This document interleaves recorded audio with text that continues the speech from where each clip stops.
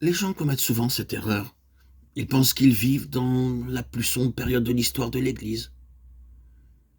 Les gens du temps de Martin Luther le pensaient, de même que ceux de l'époque de John Wesley.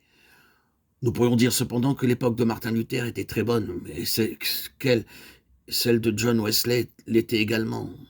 Peut-être que dans 15 ans, les gens diront aussi que ce que nous vivons aujourd'hui était meilleur. Nous craignons que l'homme ne cesse de travailler, mais comprenons bien que Dieu ne cessera jamais d'œuvrer. Chaque année, il sait ce qu'il fera. Il sait chaque année jusqu'où il pourra parvenir. Chaque année, il accomplira ce qu'il s'était proposé de faire. Jour après jour, Dieu va de l'avant. Il avance toujours. Alléluia, alléluia. Le Seigneur va continuellement en avant.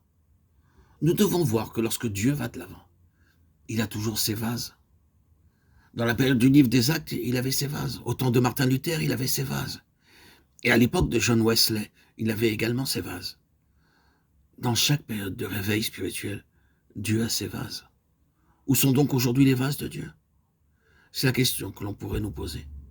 Sans nul doute, le Père travaille jusqu'à présent, mais qui, parmi les hommes, continue de collaborer avec lui?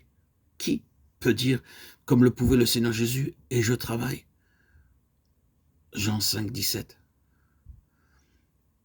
Cette question est d'importance. Dieu nous accorde un peu de lumière sur ce point de manière à voir quelque chose de sérénité. Nous reconnaîtrons que le vase que Dieu cherche aujourd'hui est celui qu'elle a toujours eu en pensée, son Église. En d'autres termes, le vase que Dieu désire aujourd'hui n'est pas individuel, mais il est par nature corporatif. Dieu a besoin aujourd'hui d'un vase corporatif. L'objectif visé par Dieu nécessite que ses enfants voient ce qu'est le corps de Christ et la vie du corps.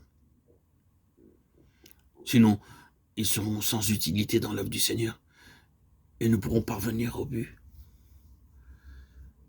Le premier chapitre de l'Apocalypse nous rappelle que l'Église est le chandelier d'or.